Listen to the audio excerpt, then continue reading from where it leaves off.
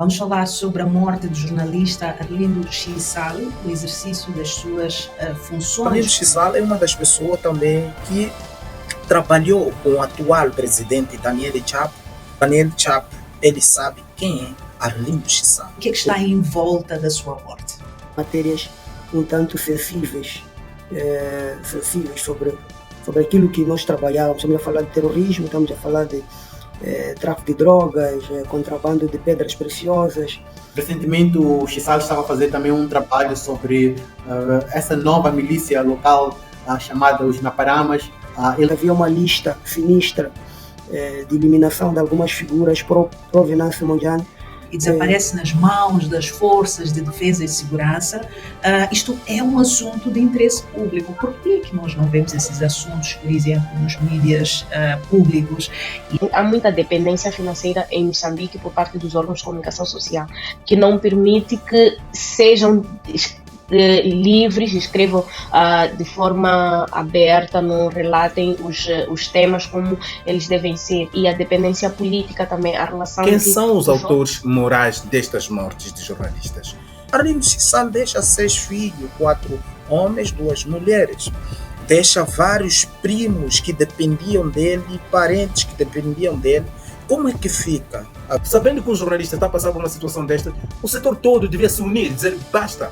Quando é que vamos ter, por exemplo, uma manifestação dos jornalistas? Quando é que vamos ter uma publicação, por exemplo, dos jornais no país, páginas em branco ou páginas...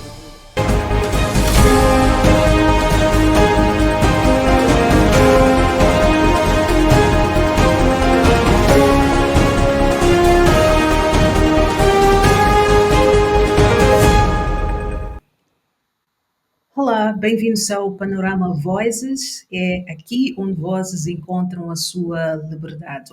Hoje trazemos um assunto não muito bom, um assunto que mexeu com a classe jornalística de Moçambique, particularmente, e também com a sociedade moçambicana. Vamos falar sobre a morte do jornalista Arlindo Chissal, no exercício das suas funções como jornalista. E para debruçarmos sobre este tema e correlacionado à questão da liberdade de imprensa e de expressão em Moçambique, eu convido meus colegas, alguns deles apenas jornalistas, outros jornalistas ativistas. Temos aqui um youtuber que foi muito próximo do Arlindo Chissal e que vai poder também nos descrever como é que era a personalidade do Arlindo, quais foram as suas batalhas, em que circunstâncias ele perdeu a vida, não é? Eu vou apresentar aqui a cada um Tomás Keface, Slide Mutemba, Amos Fernando, Mussaji Ngozi, do canal Afro, Jackson Elder, Omardin Omar, temos também o Baiano Vali, mas não tenho a certeza se ele vai conseguir entrar, porque está com alguns problemas de conexão, mas conseguindo resolver isto, vamos ter também a sua contribuição neste espaço. Colegas, é um espaço aberto para que nós possamos refletir sobre a vida e obra do colega Arlindo Chissal, mas mais do que isso, tentamos refletir sobre as circunstâncias da sua morte, que não são circunstâncias normais. Eu vou começar por si, Mussaji, és uma pessoa que, pelo menos pelos relatos, conviveu com Arlindo Chissal e conhece a personalidade do Arlindo e também, por sinal, talvez, as circunstâncias da sua morte. Pode partilhar um pouco desta personalidade? Bom, muito obrigado pelo convite. Estou aqui para poder dar o meu contributo a respeito da vida e a obra do Arlindo Chissal, como um cidadão comum, como profissional também que faz parte da área de jornalismo, mas também como ativista sociopolítico que fazia seus trabalhos normalmente daquilo que é a liberdade de cada um para poder exercer daquilo que ele acha que isso é muito importante na vida dele, mas também na vida daqueles que acreditam na sociedade. Bom, falar de Arlindo Chissal é como se fosse falar de um irmão. Falar de Arlindo Chissal é como se fosse falar do meu primo, porque eu convivi com Arlindo Chissal quando ele residia no bairro Mocone e atualmente eh, ele tem casa lá e morava junto com sua família. Arlindo Chissal foi uma das pessoas que já fez vários tipos de carreira de alguns cantores do norte, Malta Misterama, Yassilei, Professor Lai, toda essa camada juvenil sabe quem é Arlindo Chissal. E falar de Arlindo Chissal é falar de uma pessoa que lutou e que batalhava cada dia e que sempre esteve ao lado da verdade e nunca se deixou levar e se ludibriar como alguns jornalistas que são ludibriados através do sistema Moçambique. Nós olhamos que isso é um caso que deve ser estudado, é um caso que todo jornalista, tanto nacional, tanto aqueles internacionais, precisam lutar pela essa liberdade, precisam ir atrás da verdade sobre todos os sequestros que estão a acontecer de jornalistas em Moçambique e esse sequestro não tem resposta, não tem investigação precisa para poder saber como é que isto aconteceu. Mas também Arlindo Chissal é uma das pessoas também que trabalhou com o atual presidente Daniel Chapo na rádio comunitária. É uma das pessoas que conhece a vida e a obra do Arlindo Chissal. O Daniel Chapo, ele sabe quem é Arlindo Chissal, porque nós trabalharam. Mas também quando o Daniel Chapo foi administrador de Nacatá, velha, o Salles fez seus exercícios jornalísticos, fazendo investigações sobre tudo que tem a ver da administração política e da administração econômica daquela região, zona econômica especial de Naquela Porto. E ali do Chisal sai em 2016 para Cabo Delgado para fazer uma investigação sobre tudo aquilo que se chamava e que não se identificava o nome claro, que alguns dirigentes diziam que é insurgência, outros diziam que são terroristas, e até hoje alguns jornalistas não sabem especificar de factamente eh, se é terrorismo ou insurgência. Até hoje não se especifica um nome concreto que todos devem falar da mesma coisa. Mas o facto que me deixou muito triste é ver a camada jornalística em Moçambique se manter silêncio com esses todos tipos de assassinatos, desses tipos de sequestro. Acabo vendo que esta sociedade que hoje nós temos hoje, que olha por si, mas não olha pelo futuro, vamos ter problemas muito sérios, porque hoje é Arlindo Chissal que sumiu, amanhã pode sumir outra pessoa. A liberdade de imprensa deve ser consagrada do mesmo jeito que é consagrada na Constituição da República, mas também as leis também que regem dessa liberdade de expressão. Porque isto não é só para o jornalista, mas também para um cidadão comum. Quando a Polícia da República de Moçambique não sabe explicar onde é que o Arlindo Chissal, onde é que terminou a sua trajetória quando ele saía de Pemba em direção a Nacala Porto para ir visitar seus familiares. Arlindo Chissal deixa 6 filhos, 4 homens, 2 mulheres. Deixa vários primos que dependiam dele, parentes que dependiam dele. Como é que fica a vida deste cidadão que já desapareceu e não está conosco? E até hoje o corpo de Arlindo Chissal ainda não foi localizado. É um fato muito triste. É um fato muito triste porque não é só olhar, porque é pessoa, é só olhar também a camada jornalística, como é que vai ter que trabalhar com liberdade de imprensa, tanto liberdade de expressão, liberdade de investigação, como precisa dessa toda a situação que está a acontecer. Mas a questão que me leva tanto também a ficar um pouco triste é de que as informações começaram a soar há pouco tempo depois de a gente fazer vários tipos de vídeo criticando, inclusive a gente criticou, eu mesmo pessoalmente critiquei fazendo um vídeo criticando porque que as pessoas não falavam de Arlindo Chissal, sabendo que Arlindo Chissal estava todos os dias nas redes sociais, a trazendo informação e a investigar toda a falcatrua que estava a acontecer no processo eleitoral.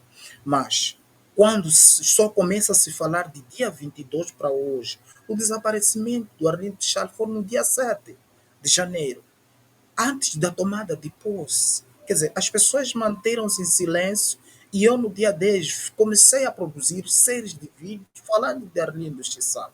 É uma situação que alguns jornalistas precisam fazer alguma coisa para isso que não aconteça para ninguém, para isso que não aconteça para nenhum jornalista. Nós já vimos jornalistas serem espancados, jornalistas serem escuraçados. Quer dizer, o polícia tem o poder de até tirar vida de um jornalista indefeso, que tem um micro, que tem uma câmera, que tem uma caneta. Então, estamos a ver que esses tipos de dirigente, os tipos de ordens que estão a existir dentro do nosso país, precisamos lutar. Porque a questão só não é manifestação que está a acontecer. A questão não é, um direito que não existe. Isso existe por lei. Então, que exista uma forma de fazer valer e cumprir a lei. Porque a lei não pode ser uma lei que beneficia algumas pessoas, mas também que prejudica algumas pessoas. Você vai ver jornalistas, vai ver blogueiros que vão para trazer algumas informações, mas essas pessoas são caladas. Exato, obrigada, Moussagi. Moussagi estava aqui a relatar algumas circunstâncias em que o Arlindo estava a viver o seu desaparecimento como uma pessoa próxima e de que tinha informação primária sobre ele. Agora, nós temos aqui o privilégio de receber um diretor de jornal, que é um dos jornais prestigiados em Moçambique, Integrity Magazine. Omardino Omar é um jornalista que, pelo que vi nas suas publicações, ele escreveu sobre o Chissal e falou sobre as circunstâncias da sua morte. Omardino, pode descrever um pouco, sobretudo, o artigo que o Integrity fez sobre o Chissal e o que é que está em volta da sua morte? Boa noite a todos. Sim. Desculpe, de facto estou com um sério problema de internet, não me encontro no Maputo, devido mesmo a questões de trabalho, mas a minha internet está em constante oscilação. Bem, na verdade nós já estamos a acompanhar este assunto desde o início, com várias versões. Eu e Arlindo Chissal desenvolvemos uma relação de irmãos já há anos, compartilhávamos várias informações e ele servia de certas vezes como alguém que pudesse ir ao hardcore daquilo que nós pretendíamos, concretamente em matérias um tanto sensíveis sobre aquilo que nós trabalhávamos. Estamos a falar de terrorismo, estamos a falar de tráfico de drogas, contrabando de pedras preciosas, e fizemos vários trabalhos ao longo dos últimos 5, 6 anos juntos. É por isso, sempre que ele teve uma situação tenebrosa, as pessoas mais próximas a ele me contactavam de imediato. Já tivemos que fazer intervenções que eram assuntos que deveriam ter ficado para nós só, para poder tirar ele da cadeia, para que acompanhava a vida de Arlindo Chissal. Sabe que ele em vida chegou ao ponto de ser acusado de ser terrorista, mas com uma pressão que a gente teve que fazer a nível externo, acabou sendo solto e o processo não teve pernas para andar. Entretanto, muitos dias antes eu havia alertado ao Arlindo sobre o contexto em que ele estava inserido, porque eu pessoalmente tentei entrar em Cabo Delegado, mas através de contato de certas fontes do setor castrense, aconselharam-me a não entrar em Cabo Delegado, mas sim seguisse para um outro local, e acabei optando por Niassa, porque estava a fazer um trabalho também naquela região. Então, das informações que nós tivemos uma informação primeiro com uma fonte que esteve com Arlindo Chissal, que é um jovem ativista, que logo que também teve a informação de que havia uma lista sinistra de eliminação de algumas figuras pro-Venâncio Mondlane, e que estavam a incomodar certas elites que tinham interesses de aumentar o caos que já se vive no país. Então, ele saiu para aquela região e foi tirar o Arlindo Chissal. Só que, neste dia, ele apenas tinha 1000 meticais que serviria de transporte, porque o Arlindo também não tinha condições para poder sair daquele local para um lugar seguro. E a pessoa contou-me, aquilo já passavam 2, 3 dias, mas depois começou esse suspense. Apareceu uma versão de uma fonte também do setor castrense de que Arlindo estaria detido numa cadeia secreta existente na cidade de Pemba, do nosso serviço secreto cá em Moçambique, mas a mesma versão não coadunou quando uma outra fonte disse que não, o Arlindo Chissal foi assassinado no próprio dia que foi raptado pelos agentes da Lei e Ordem, ou pessoas que se identificaram como agentes da Lei e Ordem. Tivemos um pouco de cautela, fizemos um artigo na altura a questionar se ele estava vivo ou morto, tal como havia feito na altura do também desaparecimento de Ibrahim Mbaruku. E tivemos, dias depois, um parente próximo também, um irmão dele, que é um amigo também meu próximo, mandou uma mensagem de que já haviam vasculhado de todas as perspectivas, inclusive chegou-se a usar meios também canossos tradicionais para ver se pudessem ter alguma informação, mas tudo acabou resvalando mesmo neste desaparecimento. Os seus assassinos fizeram no estilo Ibrahim Mbaruku, mas é esta situação que podemos revelar. Mas há várias histórias da nossa relação enquanto jornalistas, eu e Arlindo Chissal. Às vezes tínhamos uma e outra diferença em relação a determinado ponto de vista, mas sempre colaboramos juntos. Temos vários trabalhos que a gente fez juntos, temos vários trabalhos que às vezes eu tive que assumir em público porque ele não poderia publicar, mas perde-se um grande companheiro, um jornalista muito corajoso, talvez dos poucos que nós tínhamos neste país, mas que devido à sua forma de pensar, ele quis sair do ficar a falar para fazer, e foi isso que ele tentou fazer quando se aliou a Venâncio Mondlane, mesmo com tantas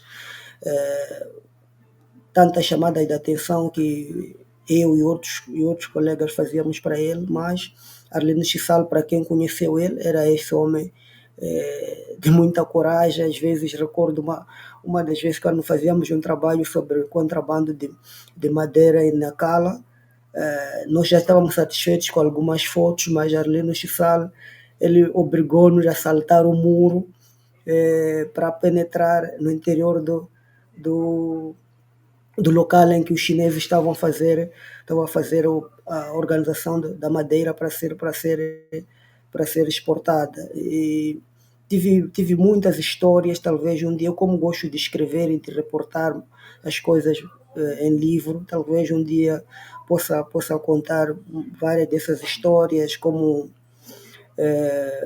por exemplo, quando seguimos os trilhos de alguns grupos de narcotráfico num trabalho não jornalístico, mas para uma agência internacional de investigação, e fizemos um trabalho belíssimo na altura, foi algo extraordinário. A questão dos rubis em Montepuez, mesmo a própria cobertura do terrorismo, para quem na altura, quando éramos desacreditados, até chegamos a ponto de ser chamados terroristas, quem dava muita, quem estava muito em frente, quem tinha contactos, quem tinha pontes já estabelecidas era Arlindo Chissal. Até algum momento, o próprio setor castrense do Estado, que hoje assassinou o Arlindo Chissal, pediu o apoio dele para poder resolver algumas situações. Tomás também conviveu com Arlindo e, se calhar, de forma mais profissional, como colega. Pode descrever um pouco sobre a personalidade do Arlindo, os casos em que ele estava a investigar e se em algum momento ele queixava-se sobre insegurança e de quem é que queixava-se o Arlindo? Muito obrigado por esta oportunidade de poder abordar um pouco sobre aquilo que é a figura de Arlindo Chisali, e eu gostaria também de trazer aquilo que é o seu maior legado. Bem, eu conheci o Arlindo Chisali em 2015, quando na altura eu trabalhava com uma organização não governamental chamada Secalecani, e na altura nós precisávamos de desenvolver uma rede de correspondentes em Moçambique que fizessem cobertura sobre a indústria extrativa, e Arlindo Chisal foi uma das pessoas que integrou essa rede de correspondentes, dado o seu trabalho em Nacala e Nampula em particular. No entanto, em 2017, tive conhecimento que o Arlindo também tinha uma plataforma chamada Pinnacle News, que era essencialmente uma página no Facebook onde ele fazia disseminação de informações, particularmente na Cala, Nampula, para todo Moçambique. Então, era um jornalista baseado no norte de Moçambique, mas trazendo informações relevantes das comunidades em Nacala e Nampula para o resto de Moçambique. Em 5 de outubro de 2017, que marcou a data do início da insurgência em Moçambique, Arlindo Chisal foi uma das primeiras pessoas a trazer essa informação ao mundo. Com base na sua rede de contactos espalhados em Mocimba da Praia, em Palma, em Macomia e em tantos outros distritos de Cabo Delgado, Arlindo Chisal foi a pessoa que trouxe com detalhes a fundo o problema que estava a nascer naquela província. Enquanto que as nossas autoridades moçambicanas diziam se tratar de um problema meramente de âmbito criminal, que envolvia apenas alguns criminosos, Arlindo Chisali trouxe a primeira informação de que aqueles tratavam-se de Al-Shabaab. Al-Shabaab é um nome que era familiar para nós na altura, porque nós conhecemos os famosos Al-Shabaab, os piratas, os terroristas somalis e tudo mais. No entanto, ele trouxe esse conceito, esse termo de Al-Shabaab, sendo um conceito, um atributo que as pessoas locais lá ao nível do Mocimba da Praia chamavam a esses jovens que andavam com katanas e armas e atacaram um posto policial. Arlindo Chisal foi uma das primeiras pessoas que trouxe os primeiros ataques desses grupos e que tentou descrever isso não como um problema meramente criminal, mas que tratava-se de um problema de âmbito de segurança nacional. Arlindo Chisal foi ignorado na altura pelas autoridades, mas ele chamou a atenção do mundo, em particular dos jornalistas estrangeiros, dos acadêmicos, dos pesquisadores e por aí em diante. Então, todo o trabalho que foi feito, particularmente de 2017 até 2020, sobre a base de fundo do problema da insurgência, o problema do conflito, as dinâmicas que as populações deslocadas enfrentavam na província de Cabo Delgado, essa informação foi trazida graças ao Arlindo Chisal. Obviamente que muitos pesquisadores hoje não podem sim abordar de forma explícita que a maior parte das suas referências e trabalho de campo, de base, foi feito por Arlindo Chisal, mas essa é uma verdade que ninguém pode ocultar.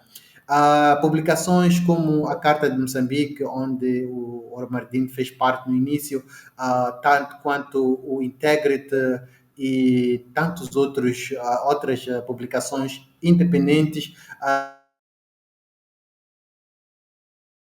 nas redes de correspondentes baseadas em Cabo Delgado e Nampula como produto do Arlindo Chissala. E Arlindo Chissala, ele também contrariou aquilo que era a mídia tradicional. Por quê? Porque nós temos grandes televisões em Moçambique que simplesmente ignoravam o problema de Cabo Delgado. Era um problema que não era problema. E os mídias tradicionais, eles só reportavam Cabo Delgado quando faziam referência àquilo que era o discurso político, aquilo que era o discurso do comandante, por aí em diante, mas não traziam o dia a dia de conflito. O dia a dia de conflito foi trazido muito pelo Lynch Sala através da sua publicação Pinnacle News, que, pronto, graças à sua cobertura, tornou-se uma das maiores referências naquilo que é a publicação de informações sobre o conflito em Cabo Delgado e que todos os observatórios como o que eu trabalho, o Cabo Ligado, os Itamar News, eles assentam sobre todo esse trabalho que foi feito por Arlindo Chissala. Arlindo Chissala, a partir de 2018, 2019, ele começa a envolver-se na política e distancia-se um pouco do fenômeno da insurgência em Cabo Delgado. Ele não dissocia-se totalmente. Ele passa a trabalhar no município de Nacala como oficial de comunicação, assistente de comunicação do Raul Novinte, durante o seu mandato de 5 anos. No entanto, enquanto ele trabalhava como oficial de comunicação, ele fazia esse trabalho também de alguém que ia ao campo, ao terreno, em Cabo Delgado, fazer aquilo que é a colheita de dados. Uma informação que, pronto, que nós todos, não só nós como jornalistas, mas como pesquisadores, inclusive organizações como a missão da SAMIM, da SADEC, que esteve cá em Moçambique, muitas das informações sobre o perfil daqueles que compunham a insurgência, muitas dessas informações foi graças aos trabalhos que o Arlindo Chissala fazia. Eram expedições na qual ele ia a Cabo Delgado para entrevistar algumas pessoas que estiveram no cativeiro dos insurgentes. Através das entrevistas, ele fez um trabalho etnográfico excelente que, pronto, até 2022, 2023, era a maior parte dele fruto do trabalho de Arlindo Chissala. E se notar uma coisa, Arlindo Chissala associa-se quase que inteiramente da cobertura de Cabo Delgado em 2023, quando ele começa a engajar-se mais na política, com a Renamo, com a CAD, com Podemos, e de lá para cá nós vimos um vazio no sentido de que já sabemos muito pouco sobre Cabo Delgado quanto nós sabíamos no início. Por exemplo, hoje em dia é muito difícil saber quem são os cabecilhas da insurgência, além dos o Bonomar e Farido e tudo mais, que foram nomes que foram trazidos por Arlindo Chissala com base no seu trabalho. Hoje em dia nós não temos conhecimento de como é que é a estrutura da insurgência, quem são os chefias, como é que está, qual é a hierarquia desses movimentos, qual é a dinâmica e tudo mais. Então, há um vazio, e esse vazio que Arlindo Chissala vai deixar e que vai ser muito difícil a completar. Recentemente o Chissala estava a fazer também um trabalho sobre essa nova milícia local chamada os Naparamas. Ele estava a tentar cavar ao fundo para perceber como é que é essa dinâmica, porque Naparamas é um grupo, uma milícia tradicional local que surgiu na Zambésia quando da guerra civil em Moçambique, mas agora reaparece em Cabo Delgado com uma nova dinâmica. Então era preciso fazer uma pesquisa de fundo para perceber como é que é este grupo. Então era um dos trabalhos interessantes que o Arlindo Chissala esteve a fazer. Eu não sei se ele chegou a concluir esse trabalho, mas se tivesse sido publicado seria uma contribuição enorme para todos nós. Pois, muito obrigada, Tomás, por esta extensão de descrição que deu em relação ao trabalho do Arlindo Chissala, e de facto não escapa muito esta obra, porque, pronto, existe posso dizer, algum medo ou se calhar alguma tendência a evitar-se falar sobre questões como estas. Eu vou perguntar a Slide, que trabalha para um órgão público, do qual não vi, pode ter sido ignorância minha, não vi muita cobertura em relação a este caso, não só o caso da morte, mas também o caso de desaparecimento, né? Quando o jornalista desaparece durante vários dias e desaparece nas mãos das forças de defesa e segurança, isto é um assunto de interesse público. Por que nós não vemos esses assuntos, por exemplo, nos mídias públicos? E a Slide tem estes dois papéis em que serve ao mídia público, mas também a mídia internacional e com maior, talvez, liberdade para cobrir estas questões. Como é que é jogar estes dois papéis como jornalista em dois tipos de mídia? Olá, Selma, mais uma vez saudações a si e a todos os colegas aqui presentes e a quem nos acompanha. Bem, esta não é a primeira vez que me fazem esta pergunta: como é que eu consigo, por exemplo, escrever para a DW, sendo funcionária ou jornalista da Rádio Moçambique? Não é um exercício fácil, confesso, porque são duas linhas completamente diferentes. A Rádio Moçambique tem um perfil, como todos nós sabemos, de um órgão estatal e também com certas limitações na sua a cobertura.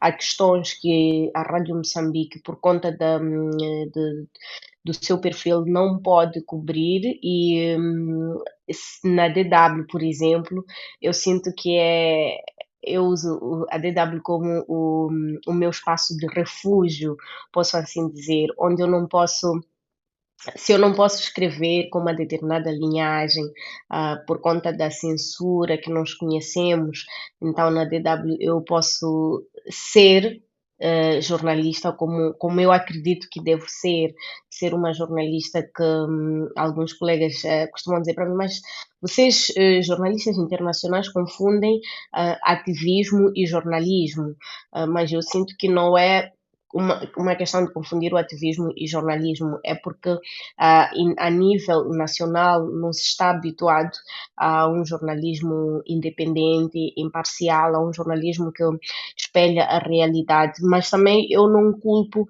esses órgãos por ser aquilo que eles são, porque há muita censura em Moçambique, há muito controle e a censura que nós vemos, o caso do Arlindo Chissal, por exemplo, que nós temos como exemplo, e estamos aqui a debater, era alguém que escrevia e fazia denúncias, mas nós temos órgãos que, por mais independentes que eles pareçam, acabam caindo na censura porque às vezes são dependentes no sentido, por exemplo, financeiro.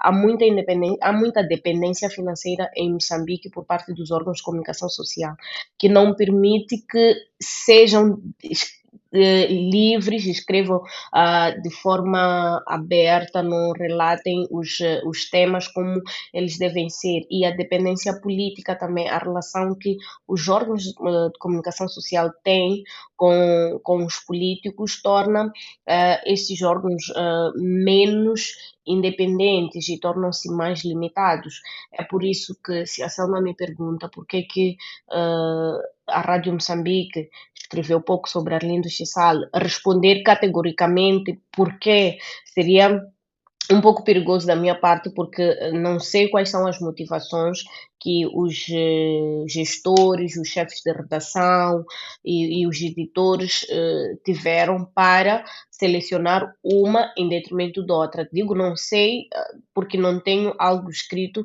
que comprova que, de facto, a intenção de não escrever foi exatamente por conta disto ou aquilo, mas o que nós sabemos é que alguns órgãos de comunicação social com ligações políticas, sobretudo com o partido no poder, alguns órgãos que dependem do financiamento do Estado para a sua sobrevivência, como é o caso da Rádio Moçambique, da televisão de Moçambique, acabam se tornando, ficam limitados, e quando se trata de uma matéria bastante polêmica, que até coloca em causa os interesses do próprio o governo do dia, então fica também arriscado e difícil que estes órgãos escrevam. Eu digo, se colocar em causa o próprio governo do dia, o caso da Arlindo Chisal, as notícias que eu tenho estado a acompanhar são notícias em que aparecem a acusar as forças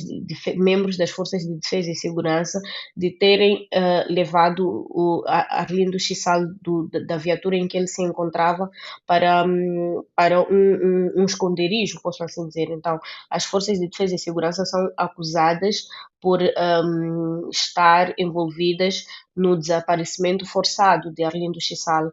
Então, como é que depois um órgão de comunicação social público que serve os interesses do governo do dia, em que sentido? No sentido em que, em parte, também é financiado por um Estado que é dirigido pelo partido no poder. Então, como é que este órgão de informação social vai escrever sobre uma questão dessas? Falamos aqui sobre Arlindo Chisal, mas também tivemos a crise pós-eleitoral, nós vimos os órgãos, a Rádio Moçambique, a televisão de Moçambique, a escrever pouco sobre isso. A televisão de Moçambique começou, em algum momento, a se fazer presente por conta da pressão que foi sofrendo nas redes sociais, e não só na rua. A televisão de Moçambique, a rádio de Moçambique, a Rádio Moçambique sofria uma certa pressão. Nós tivemos casos em que várias vezes o carro da Rádio Moçambique foi quase que sofria uma vandalização, porque os manifestantes não se revêem naquilo que é o serviço público de informação prestados por estes órgãos de informação. Então, estas tentativas de vandalização é como se fosse uma forma também de rebelar-se contra a qualidade de serviço que estes órgãos vão prestando. Infelizmente é uma realidade. Mais tarde a televisão de Moçambique tentou retratar-se, mas eu acredito que a pressão maior para a televisão de Moçambique é que, sobretudo no meio urbano, as pessoas acompanham mais a televisão em detrimento da rádio. E se nós estivéssemos a acompanhar as manifestações no meio rural e a rádio tentasse chegar lá, com certeza teria o mesmo tratamento que a televisão de Moçambique teve, e de tal sorte que a televisão de Moçambique foi a primeira a procurar se retratar deste caso. Portanto, é um fato, sim, que há limitações na cobertura, não só na cobertura, mas também na forma como os órgãos escrevem. Há casos em que o órgão até pode cobrir um determinado evento, mas depois há uma censura no que vai escrever. Se vai escrever, tem alguém que tem que rever e dizer: não, escreve desta forma, mas tu sabes que nós não escrevemos desta e daquela forma, é melhor que escrevas desta forma. Já me disseram várias vezes: mas Slide, tu tens que saber, nós até compreendemos que lá fora vocês escrevem assim, mas aqui a dinâmica é completamente diferente, e enquanto estiveres aqui dentro tens que respeitar aquilo que é a nossa abordagem. E infelizmente o que eu noto, acho que é algo que acaba ficando, é uma informação que nós acabamos assimilando sem que ninguém nos diga diretamente. A partir do momento que nós entramos para a Rádio Moçambique ou para qualquer outro órgão de comunicação social público, parece que já há uma ideia preconcebida de como é que as coisas funcionam, como é que é a política editorial. É verdade que tem um documento com a política editorial e nós lemos, mas mais do que isso, parece que nós já sabemos. Mesmo as pessoas críticas, os repórteres mais críticos, eles, por mais críticos que sejam, há sempre um momento em que funcionam na base daquilo que é o esperado ou o previsto dentro da política editorial. E quando saímos para escrever para um outro órgão. É como se fazemos uma troca automática, pelo menos comigo é assim como acontece. Obrigada, Slide. Eu vou perguntar ao Amos Fernando. O Amos é a cara da DW praticamente em Moçambique, na Alemanha, uma das caras da DW Moçambique na Alemanha, e viveu esta dualidade de editorias, Moçambique, Alemanha, e até certo ponto, quando o Amos reporta sobre Moçambique, ele reporta como moçambicano. Em boa verdade, é ele quem reporta. Mas depois nos vemos nas redes sociais alguns grupos nas redes sociais reclamam sobre a linha editorial da DW, alguns grupos chamam a DW de agitadores, etc. Mas às vezes esquecem que quem está lá a trabalhar são moçambicanos, e moçambicanos como Amos. Amos, esta liberdade que tem na DW de escrever sobre Moçambique, ela é imposta por alguém? Existe uma mão externa que pesa sobre si para escrever sobre Moçambique? Bom, boa noite mais uma vez. Eu diria que, já que estamos a falar de Arlindo Chissal, permitem-me dizer assim que o Chissal, por exemplo, também foi por um período correspondente da DW em Nacala, até a altura em que ele assumiu o cargo de assessor jornalístico, oficial de comunicação do Conselho Municipal. Ele decidiu, até porque para a DW não poderia continuar a fazer o mesmo trabalho jornalístico trabalhando numa instituição, e ele acabou deixando de fazer parte. Eu diria que não há nenhuma imposição. Muitas das vezes nos movemos mesmo pelo espírito patriótico. Nós somos patriotas e o país vive as dificuldades que vive, e nós temos que reportar essas dificuldades, até porque nós, como Estado, assumimos que somos um Estado democrático, um Estado de direito democrático. Então, sendo um Estado de direito democrático, ele, por si só, um dos pilares é a liberdade de expressão, é a liberdade de imprensa. E eu acho que quando faço o meu trabalho, faço-o pensando na liberdade de expressão, na minha liberdade de pensar e minha liberdade de opinar. Não há nenhuma pressão, não há nenhuma mão externa.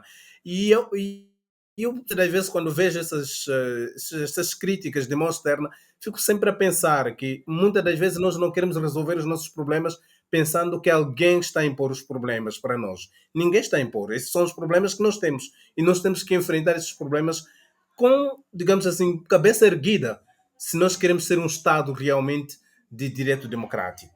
Então, em resumo, não existe mão externa nenhuma. Assim como Selma dizia, eu sou moçambicano, muitas das vezes vejo os acontecimentos no país e vejo como a imprensa local tenta não reportar. Slide dizia, não há censura, provavelmente não há, mas há uma autocensura que se calhar é movida por outras razões, que acho que este não é o espaço ideal para falar sobre isto. Mas que nós temos que compreender que enquanto nós nos autocensuramos, o que nós estamos a fazer, por um lado, estamos a nos autocensurar, mas muito fundamentalmente estamos a limitar a opinião de outras pessoas, a opinião contrária. E nós só queremos nos sentir livres para escrever quando é aquela opinião que já é quase teleguiada para ser dita. E eu acho que isso compromete os valores de um Estado democrático, compromete principalmente aquilo que nós queremos ser como nação. Então, estamos a falar, vi aqui muitos comentários sobre Chissali, e eu acho que Chissali, até o último dia, até que isso se prove, até o último dia da sua vida, ele lutou por isto. Um Estado de direito democrático. Um Estado onde as pessoas podem opinar, as pessoas podem ter opiniões diferentes e as pessoas podem se sentir livres de expressar aquilo que elas pensam. No fim do dia, o que muitas das vezes Chissali fez foi: há uma informação oficial, oficiosa, e há outra opinião que não quer ser dita, que as pessoas querem tentar ofuscar, e ele foi naquela informação que, digamos assim, o poder tentou ofuscar, trazer essa informação, dizer, olha, em Cabo Delgado não é verdade que todos os dias morrem tantos terroristas que nunca acabam. Há terroristas, há pessoas que estão a morrer. Em Cabo Delgado há deslocados que não têm nada para comer. E muitas das vezes foi Chissali que fez isso. Chissali, será que fez isso por mão externa? Eu não acredito. Se tivesse sido por mão externa, nós não teríamos visto Chisale muitas vezes andando a pé. Não teríamos visto Chisale andando, passando por dificuldades que ele passou. Mas o que lhe moveu muitas das vezes, para mim, o que lhe moveu é o patriotismo.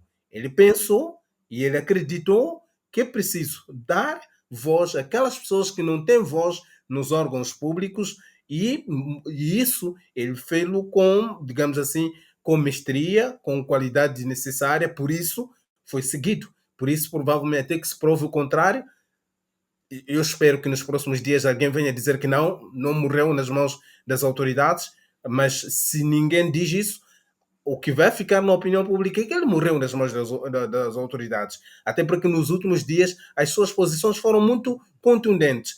Como explicar que depois de opiniões contundentes dele, ele desapareça do mapa? Então, é difícil neste momento, mas também eu acho que, como forma de honrar Chisale, eu diria assim, temos todos que acreditar que este país precisa de pessoas que vão lutar pelo bem da maioria, ou seja, pela liberdade de expressão, pelos direitos fundamentais, o básico. Opinar é o básico, emitir uma opinião é o básico. Nós estamos a pedir muito. É de dizer, deixa-me expressar meus sentimentos e ponto final. Pois, até porque jornalismo não é crime, amores. Nós vemos, por exemplo, uma dualidade de tratamento. Por exemplo, temos equipas internacionais de jornalismo, quando entram em Moçambique, elas vão e falam com todas as partes muito à vontade. É verdade que estas equipas não permanecem no país e quando a gente vai ver o produto final, vemos uma peça, em princípio, balanceada, com todas as vozes e até aquelas que normalmente não se ouvem nos órgãos públicos, mas quando somos nós, os moçambicanos, e vamos pegar os dois lados da história, aí já encontramos problemas. Esta pressão chega até a comprometer a nossa vida. Já se sentiu ameaçado, Amos? Eu concordo consigo, o jornalismo nunca, e não é crime. E eu acho que um dos problemas que tenho estado a ver, Slide disse aqui uma coisa muito importante, é nós, como sociedade, não sei se isso foi. Existe um decreto que diga e que diz isso, mas acho que como sociedade criamos uma ideia de que os órgãos públicos, por exemplo, são os órgãos pró-governo. E eu acho que isso é um erro tremendo. Até porque os órgãos públicos, quando se colocam assim, estão a se eximir da sua responsabilidade, que é servir o público. Serviço público não tem que olhar quem está no poder, quem não está no poder. O serviço público é de todos. Aliás, quem paga imposto pelo serviço público somos nós. E é muito estranho que o povo tenha que recorrer aos órgãos privados que têm uma outra natureza de ser e têm movidos por negócios e outras coisas para poder ter acesso à informação. Pois, acho que perdemos o Amos de novo, mas estava a falar sobre esta questão da pressão. Tomás, como pesquisador, sente esta pressão, já sentiu esta pressão ou ameaça e de onde vieram estas ameaças?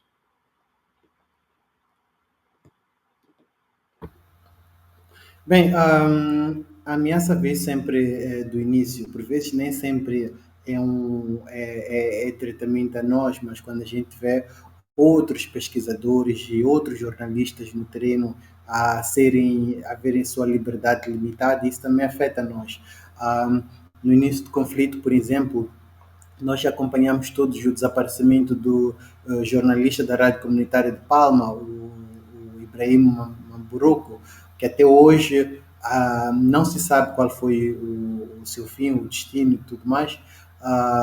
Nas mesmas situações, o nosso amigo e colega Chisale desapareceu em circunstâncias desconhecidas, tanto que nem a família não sabe onde é que está o seu corpo, se é que realmente ele foi assassinado.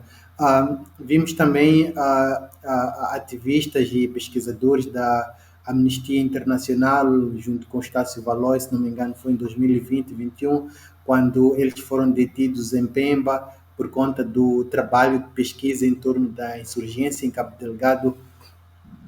Vimos tantos jornalistas também a serem impedidos de acederem à província de Cabo Delgado, não só nacionais como internacionais, que alguns dos quais tentaram ter visto para ir fazer cobertura na área. Então, isso tudo no final do dia acaba afetando o nosso trabalho.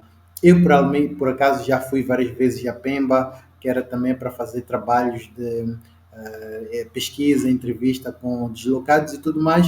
E uma das coisas que logo era dito quando chegasse a Pemba: olha, não fala de terrorismo, não fala de insurgência. Olha, à tua volta há agentes secretos e tudo mais, não confia nos garçons, não confia neste, naquele. Então, todo este cenário de medo, de pânico e tudo mais acaba afligindo a nós próprios.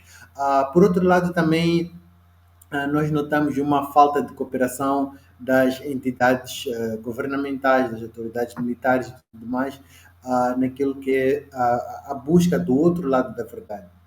Por exemplo, só para dar a entender, quando nós cobrimos o conflito em Cabo Delgado, nós temos tido, por exemplo, mais informações e mais atualizações, por exemplo, dos próprios terroristas do que das próprias autoridades nacionais. Informações sobre ataques, fatalidades, baixas e tudo mais. Basicamente, o nosso governo é completamente silencioso quanto a essa questão. Então, essa falta de abertura também acaba criando este cenário de dificuldade para nós, pesquisadores e investigadores, e depois somos obrigados a fazer trabalhos camuflados, que nem aquele que o Arlindo Chisali fazia. Então, tudo isso é muito complicado, que tanto até as nossas próprias fontes que vivem em Cabo Delgado, elas sentem esse receio, esse medo de partilhar os incidentes, as informações e tudo mais, porque paira esse cenário de medo, não só em Cabo Delgado, como mesmo para nós que estamos aqui em Maputo. Então, é um cenário muito complicado que existe no nosso país.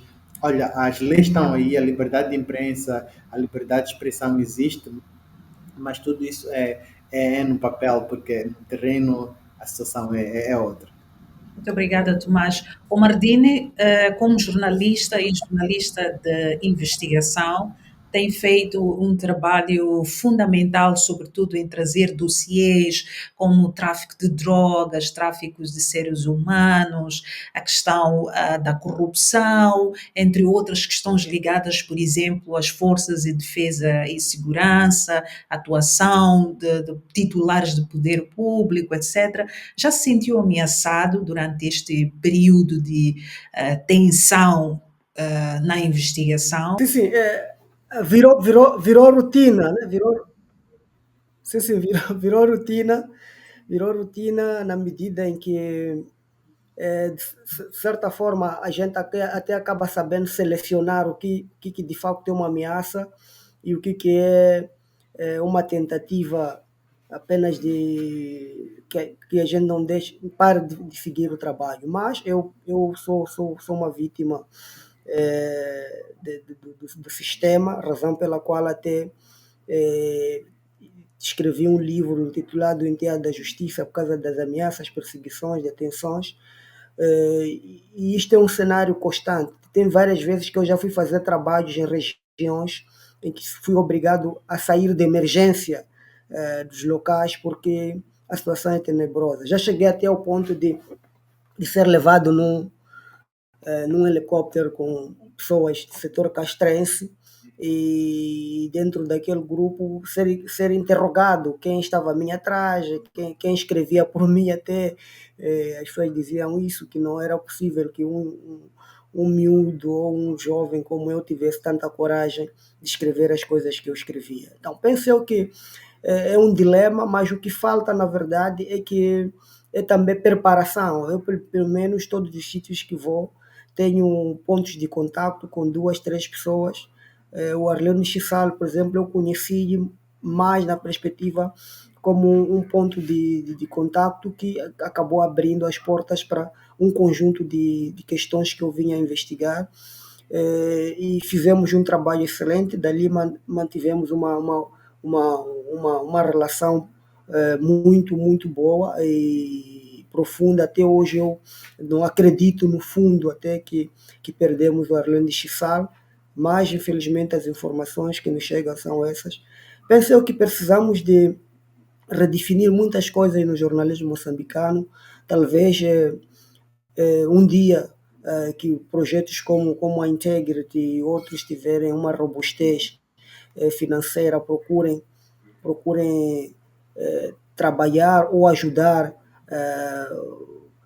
em termos de condições para que a mídia de facto esteja a trabalhar dentro dos caris, porque há muita falta de solidariedade profissional no jornalismo moçambicano, há muita confusão de papéis dentro do jornalismo moçambicano. Às vezes até as ameaças começam de nossos próprios colegas do setor, o que não é bom, é uma situação bastante tenebrosa, e veja só que quanto mais tu sais de Maputo, mais é perigoso trabalhar em Moçambique, porque Maputo, apesar de existir esse controle, mas já há uma certa liberdade. É diferente de tu estares em Pemba, é diferente de tu estares em Montepuez, é diferente de tu estares na cidade de Nampula, é diferente de tu estares, por exemplo, em Quelimane, porque as rotas são pequenas, as entradas e saídas são as mesmas, e isso limita que um jornalista de investigação possa se dedicar ao máximo. Mas, dentro da possibilidade, eu tenho feito, o que eu tenho, na verdade, eu tenho muitas fontes em diferentes áreas, que, principalmente do setor castrense, que de certa forma coadjuvam-me naquilo que é a minha segurança, alertam-me, deixam-me correr em alguns sítios. E também uma das formas que eu faço é trabalhar de uma forma discreta, não estar ativamente a mostrar que eu estou focado naquele assunto. Isso permite-me penetrar em vários locais, permite-me fazer muitos trabalhos que as pessoas que me seguem, que acompanham no meu dia a dia. Hoje, de facto, há mais responsabilidade, porque mais do que eu tenho uma equipe por trás que tenho que, em algum momento, ensinar e também zelar pela segurança, mas não tem sido fácil. Os conselhos, às vezes, para desistir por parte da família têm sido enormes, mas estamos nisto para mostrar, para trazer a verdade, aliás, trabalhar em prol de mais informação, mais transparência, abaixo corrupção e outras práticas nocivas ao Estado. Muito obrigada, Omardino. Eu vou pedir a cada um de vocês que façam um sumário, talvez, das vossas contribuições e, se calhar, em volta de uma ideia de que tipo de jornalismo ou ambiente para trabalhar nós queremos como moçambicanos, porque, na verdade, ser morto por estar a fazer jornalismo não é normal e não deveria ser normal. Em condições normais, a morte do Chisal deveria ser investigada, os autores morais e materiais, não só materiais, mas morais, porque muitas vezes vemos autores materiais incriminados, mas temos autores morais, que alguns deles até conhecemos. Esses são intocáveis. Então, que tipo de ambiente, que tipo de atmosfera nós, como moçambicanos, queremos para fazer jornalismo? Amos, vou começar por si. Bom, é muito difícil se atendermos que vivemos num país onde não há segurança para ninguém. Falar de jornalismo é outro lado, mas não há segurança para ninguém. Eu costumo dizer que você nasce, mas não tem certeza se vai viver o dia seguinte. Ou seja, primeiro é preciso que o Estado garanta o mínimo de segurança para todo cidadão moçambicano. E depois daí vamos garantir que haja segurança para os jornalistas. Chisal é mais um caso, mas nós já tivemos o caso Cardoso, tivemos o caso de Chamisso, que até agora não se sabe, como o Selma dizia, quem são os autores morais destas mortes de jornalistas. É difícil.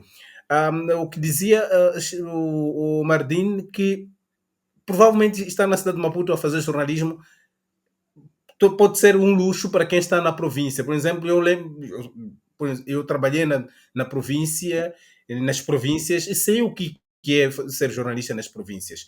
O Mardin dizia, são até os próprios jornalistas, os colegas, que são, primeiro, a emitirem sinais de ameaças, a dizer que não podes tocar no fulano, não podes falar com fulano. São os próprios colegas que vão dizer a um dirigente: olha, não dá entrevista àquele jornalista, não dá entrevista àquele órgão. Ou seja, nós estamos numa situação em que, e depois esse dirigente, mesmo sabendo que o serviço dele é prestar o serviço público, ele tem que prestar contas ao público, tem que ser mais transparente. Ele mesmo decide, porque um outro colega disse para não dar entrevista, ele olha isso com total naturalidade. Vai lá um jornalista e diz: qual é o órgão? Diz que é o órgão X. Diz: não posso dar informação a este órgão, só posso dar a um órgão Y. E depois há outros fatores. Por exemplo, nós continuamos a ter jornalistas que são mortos, por exemplo, por seguirem casos que nem são bicudos.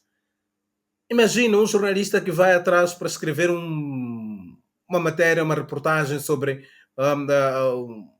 exploração ilegal de recursos, por exemplo, madeira e outros recursos. Nem seriam casos bicudos. É simplesmente esse jornalista está a pedir a transparência. Mas não, e depois no fim do dia esse jornalista que é assassinado. Ou seja, o ambiente no país é complicado. Eu acho que a classe jornalista ela devia primeiro unir-se. Eu não vejo união na classe jornalística. Da mesma forma que não vejo união nas associações jornalísticas, inclusive o sindicato, por exemplo, faz uma coisa, outras entidades fazem outra coisa. Por exemplo, ou morre um jornalista, tens um MISA que emite um comunicado dizendo uma outra coisa, tens um sindicato que diz outra coisa, tens outra... Quer dizer, nós não temos união, ou seja, os jornalistas agem como se fossem competidores no setor. E isso cria o quê no fim do dia? Fragilidades. E isso facilita o quê? Facilita aquelas pessoas que não querem um bom jornalismo no país, que tenham espaço para penetrar e dividir cada vez mais o setor. É preciso que se una ao setor, é preciso que o setor seja mais solidário. Sabendo que um jornalista está a passar por uma situação desta, o setor todo devia se unir, dizer basta. Quando é que vamos ter, por exemplo, uma manifestação de jornalistas? Quando é que vamos ter uma publicação, por exemplo, dos jornais no país, páginas em branco ou páginas pretas porque um jornalista morreu? Nunca vamos ter. Quando um jornalista morre, o que a gente vê é uma linha. Era jornalista do órgão X, como uma linha de um currículo vitae, por onde passou, e já morreu. Depois do enterro do jornalista, não se fala mais nada. É como se não há empatia por parte da classe jornalística. Nós precisamos mudar. Como vai ser feito? Se calhar eu não tenho aqui a varinha mágica, não tenho a receita, mas eu acho que temos que refletir todos como uma nação, principalmente a nação jornalística no país, independentemente do órgão em que você está inserido. O fato é que é jornalista, é colega de profissão, ponto final. Pois, Slide, eu vou puxar aqui para a questão de género. É uma das jornalistas, ao meu ver, mais competente, não só do ponto de vista da análise, mas do ponto de vista de bravura mesmo no campo. Vê-se pelas suas últimas coberturas, sobretudo durante as manifestações, o fato de ser polivalente, poder trabalhar para órgãos públicos, como privados ou internacionais, e também tem um podcast onde entrevista pessoas proeminentes do governo, da Frelimo, pessoas dos corredores da política, etc. E tem esta visão toda do que acontece em Moçambique como uma jornalista mulher, que há muito poucas que têm pelo menos essa estrada que tem a Slide, mesmo sendo jovem, tem muita experiência a lidar com várias questões. Quais seriam os condicionalismos, posso dizer, ideais para que a Slide, como mulher, se sentisse mais segura e mais tranquila ao fazer o seu trabalho? Olha, Selma, antes de responder esta questão, permita-me que eu faça um comentário a um dos pontos que Amos fez menção sobre esta sensação de competição entre os jornalistas. Eu queria comentar que nós notamos que há esta falta de união no jornalismo, e eu percebi isso quando, numa conferência de imprensa em que o candidato presidencial Venâncio Mondlane estava em direto e a polícia disparou granadas de gás lacrimogéneo, justamente no ponto em que ele se encontrava a dar uma conferência de imprensa para jornalistas, e apenas um órgão de comunicação social é que emitiu um posicionamento público dirigido ao Ministério do Interior, exigindo explicações e pedindo para que situações dessa natureza não voltem a acontecer, exigindo que a polícia, independentemente do que estiver a fazer, proteja os jornalistas, que foi a DW, e não vimos nenhum outro órgão de comunicação social a se expor desta forma ou a se posicionar desta forma. O MISA também, lembro-me de ter emitido uma comunicação dirigida ao Ministério do Interior, a exigir ao Ministério do Interior, mas não só, num dos comunicados, e pedia para que a imprensa procurasse questionamentos sempre que fosse a eventos. Primeiro até pedia para que as pessoas não cobrissem os eventos do Ministério do Interior, ou se vão cobrir, que questionassem sobre como é que está, se há uma investigação em relação a este atentado contra a mídia moçambicana. E eu digo com certeza que desde que o MISA fez este apelo, nenhum órgão de comunicação social teve a coragem, já há 3 meses que isto aconteceu, de questionar ao Ministério do Interior como é que está a investigação sobre o atentado contra jornalistas, porque naquele dia nós vimos jornalistas que estavam a cobrir uma conferência de imprensa de um candidato presidencial, e há jornalistas que foram feridos, há jornalistas que tiveram seu equipamento perdido, e não só naquele caso em específico, mas durante estas manifestações pós-eleitoral, durante esta crise pós-eleitoral, nós acompanhamos casos de vários jornalistas que foram feridos. Já um jornalista de Ressano Garcia que foi ferido, e porque a polícia, e neste caso a UIR, bloqueou a saída de Ressano Garcia para Maputo, para outras áreas da província de Maputo, ele teve que ser atendido na vizinha África do Sul. Quer dizer, o jornalista já sofre o atentado no exercício da sua profissão e ainda sofre limitações para ter acesso a cuidados de saúde, ter de recorrer a um hospital na África do Sul, quando podia muito bem recorrer a um hospital dentro do país. Isto porque a polícia bloqueou os acessos e não permitia que a comunidade de Ressano Garcia saísse daquela região. Agora, em relação à questão do género, infelizmente, como disse a Selma, nós temos poucas mulheres na nossa área, e eu sinto que esta escassez de mulheres está relacionada não só a este entendimento de que o jornalismo não é para mulheres. Acho que nós já ultrapassamos esta fase. Houve sim um tempo em que se assumia que o jornalismo não é para mulheres, mas pouco a pouco vamos vendo muitas mulheres a exercerem a profissão. Mas dentro das redações há um estereótipo que as mulheres não podem fazer determinadas coberturas, que as mulheres não podem estar em determinados ambientes. Aqui em Moçambique, eu não conheço uma mulher que seja jornalista que tenha feito a cobertura de casos de terrorismo em Cabo Delgado. Aliás, eu faço parte das poucas mulheres que teve acesso a algumas áreas de Cabo Delgado em conflito, e eu tenho a certeza que se eu estivesse numa redação moçambicana, não teria tido esta oportunidade. Eu tive esta oportunidade por conta de pedidos de outras redações a nível internacional, mas aqui eu não conheço uma mulher moçambicana que já saiu de Maputo, por exemplo, ou de uma outra província e foi para Cabo Delgado para trabalhar no contexto de guerra. Por quê? Porque acham que as mulheres só servem para escrever sobre cultura, as mulheres só servem para escrever sobre saúde, educação, sociedade, e não servem para escrever sobre crises, não servem para escrever sobre política, não servem para escrever sobre conflitos. Estas eleições, nós vimos muitas mulheres, mesmo durante as manifestações, vimos muitas mulheres que se destacaram, como o caso da Luísa Nhambo, Nhantumbo, que é uma jornalista fotográfica. Vimos o caso da Julieta Zucula, da STV, que também se destacou. Mas eu confesso que não tem sido fácil as mulheres se destacarem neste meio de jornalistas em que também reina o machismo. Os homens que estão aqui neste programa comigo, com certeza hão de negar, hão de se recusar a esta realidade, mas é uma realidade. Reina também o machismo nas nossas redações, e sob o pretexto de que estão a tentar nos proteger.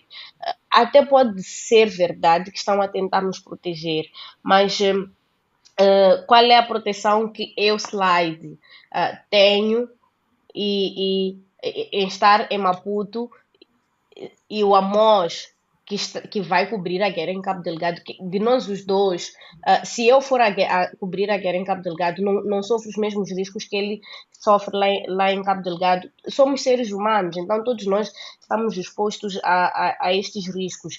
E depois também um outro problema muito grave é quando nós temos representantes políticos, elites políticas a coisificarem a mulher. Eu recordo-me que uma destas vezes nas redes sociais, a Fátima Mimbiri, que é jornalista, ativista social e ativista política, foi houve um caso em que penso que era uma deputada do partido no poder, que disse que a Fátima, por conta do perfil dela como jornalista e como ativista social, merecia ser violada.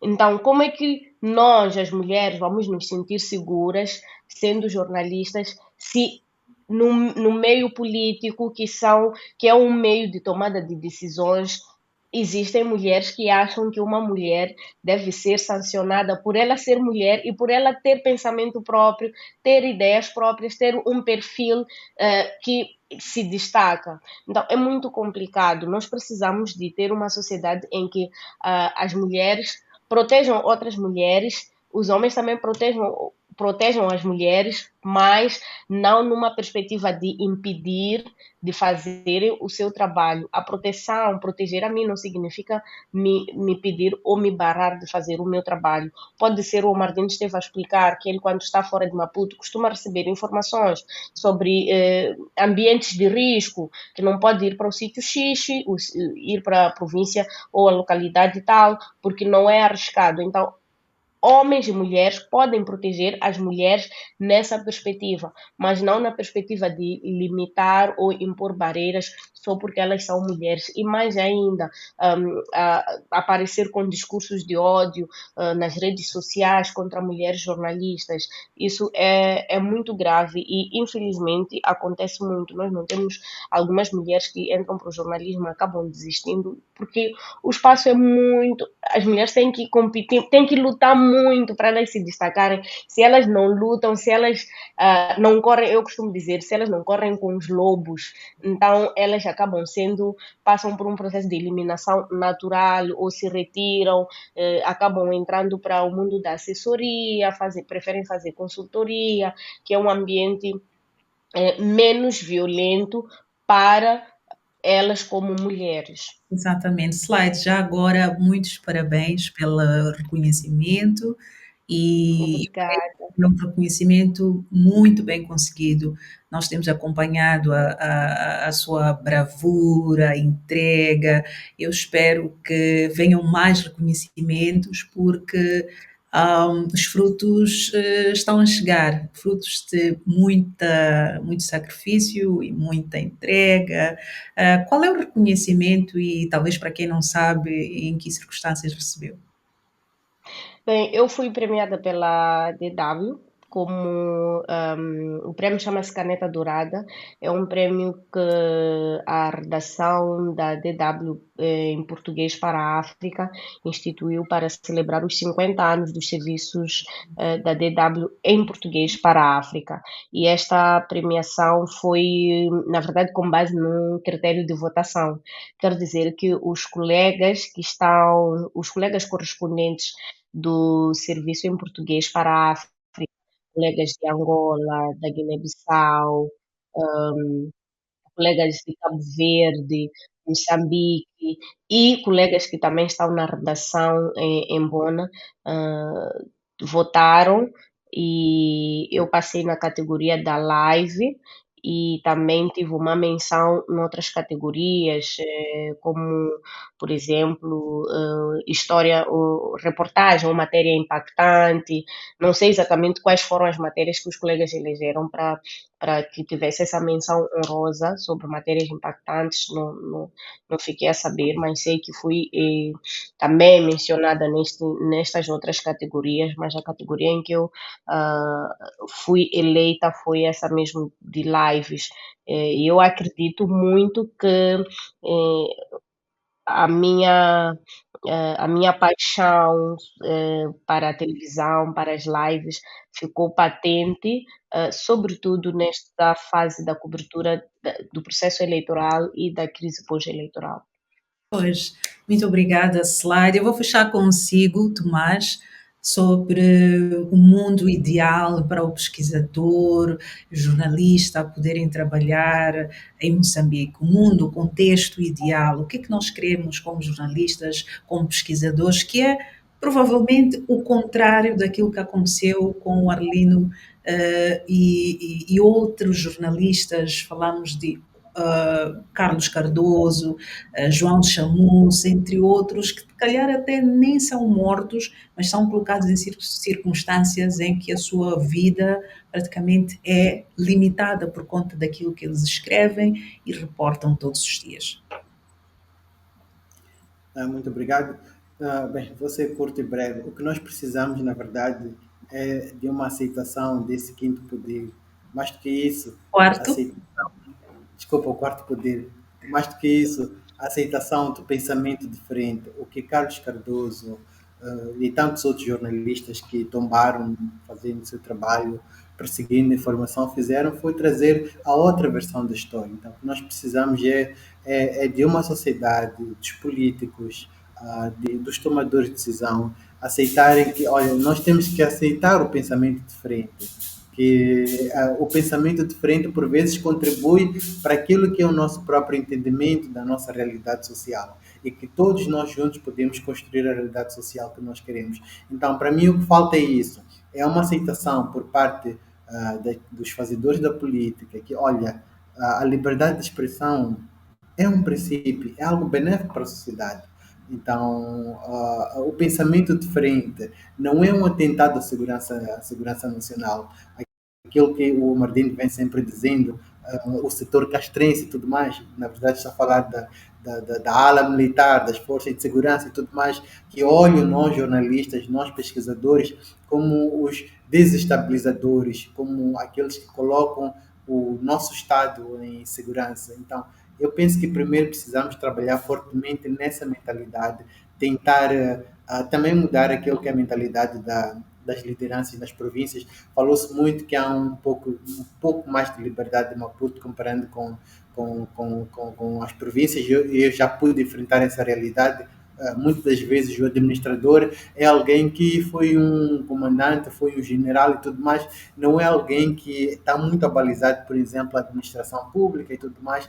Então, se calhar, essa mentalidade militar castrense que o Martim tanto fala, ela é figurada na pessoa do político, do administrador, do governador e tudo mais, que acaba olhando o jornalista, o pesquisador como um então, eu penso que é aí onde nós precisamos trabalhar mais. Obrigado.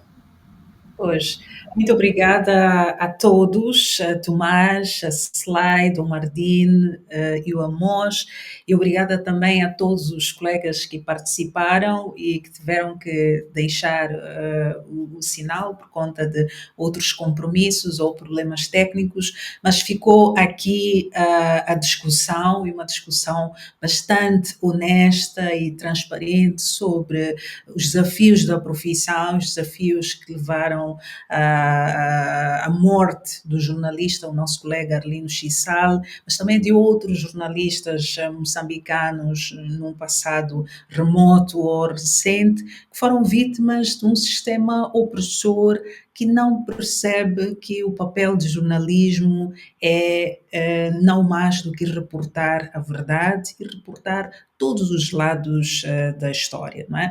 Todos nós concordamos que queremos liberdade de expressão e liberdade de imprensa para que nós possamos fazer o jornalismo e contribuir para uma sociedade cada vez mais democrática, cada vez mais livre, cada vez mais tranquila, em paz, onde cada moçambicano tenha voz e que a sua voz seja ouvida em qualquer órgão de comunicação social. Para vocês que nos acompanharam, muito obrigada pela audiência. Vocês podem deixar os vossos comentários, teremos todo o prazer de lê-los. E ficamos por aqui, na promessa de voltar no próximo programa com pessoas e assuntos muito interessantes. Muito obrigada e até a próxima.